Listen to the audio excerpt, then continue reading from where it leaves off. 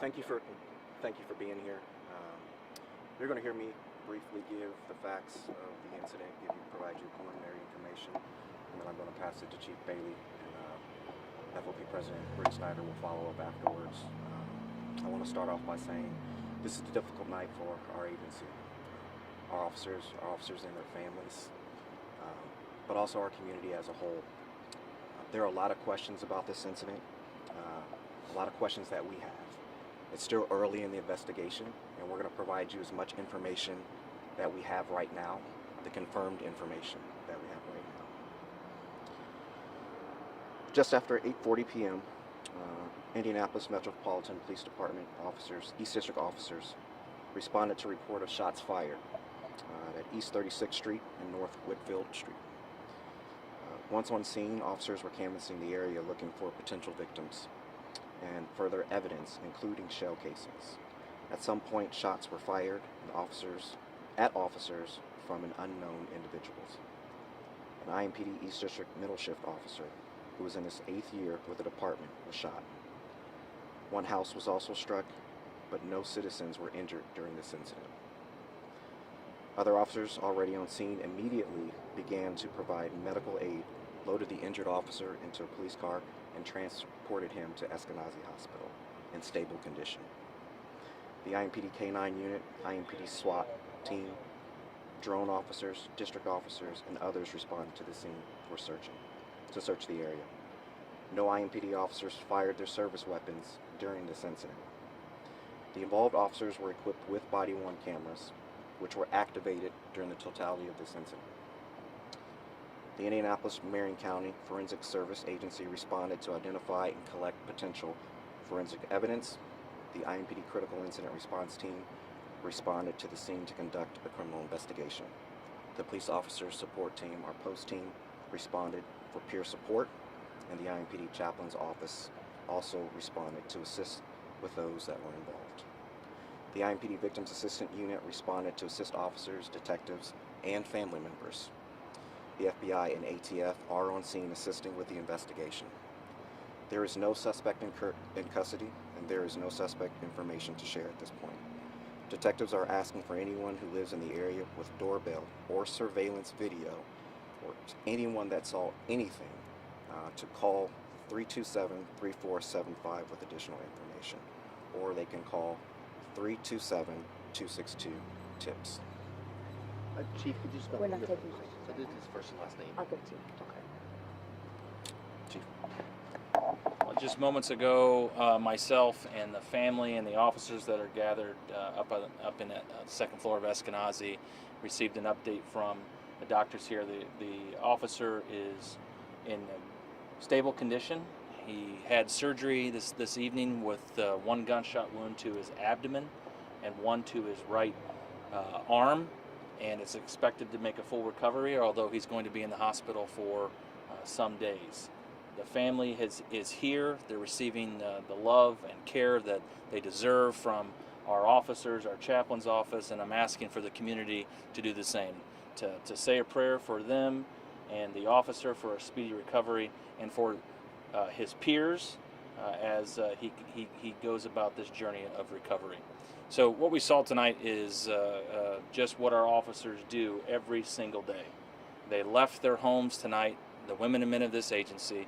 They put on a uniform, or they put on their tactical vest, and they went to work protecting the citizens of Indianapolis. It's exactly what these officers were doing tonight, this officer particularly.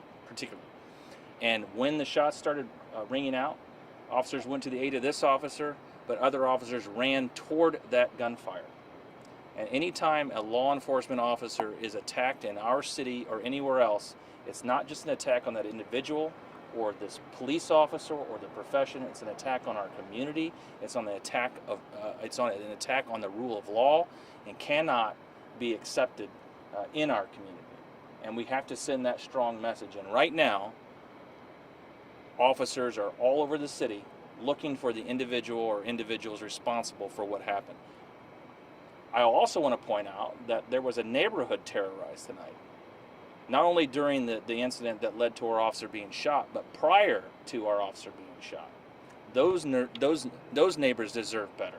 They don't deserve this kind of of actions in their community. And we're not going to stand for it. We're going to keep our focus, laser focus on that small number of people, places, and behaviors that are responsible for the violence in our community. And we need to continue to support our officers. I also want to recognize Superintendent Doug Carter. He is a dear friend and a colleague. His resources from the Indiana State Police are assisting us at this moment, and he has guaranteed me that anything he needs from the state of Indiana or Indiana State Police that we will get, and I appreciate that and that hard work. So please join me in praying for our officer tonight for a speedy recovery. We're so thankful that he is that he's still with us, and he's in the hospital battling right now, and I'm so thankful for that. President Snyder.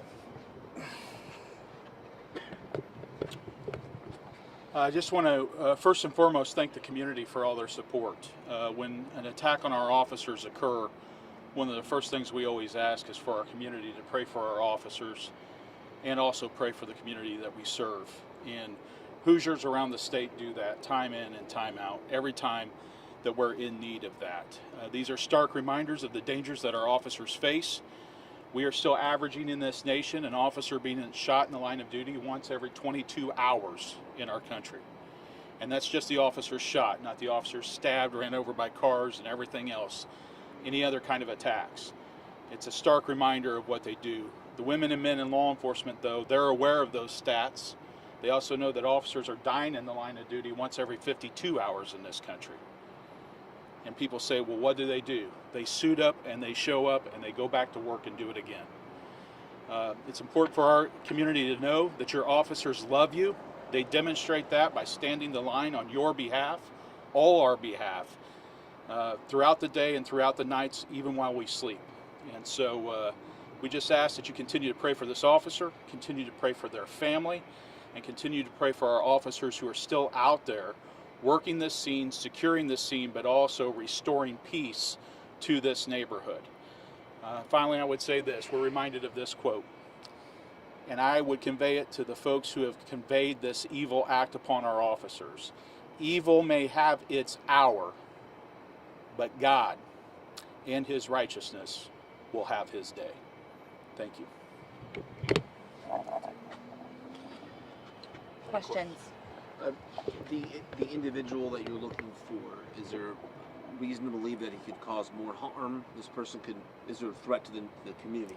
There's no known threat to the community, especially on the east side right now, but anytime someone's willing to shoot at a police officer and shoot in a neighborhood where there's other people is someone we need to be concerned about. So that's why we have officers out right now trying to identify and understand who these individuals are or individual is, and take them into custody as quickly as possible. We prefer that that you do that in a peaceful way, and that you just maybe just give yourself up. That's probably best for everybody. But our officers are going to continue to relentlessly pursue these individuals until they're in custody. We know it's early, but were the officers getting out of the car to address those shots fired when someone began shooting at them, or what did that kind of look like? Now, the officers were already out of the car. They were walking around in the neighborhood. There were some officers at the house. There were officers on the there were at least two officers on this particular corner having a conversation or standing there when the shots came out, and really didn't even know what direction they were coming from. Do you believe they were targeted then?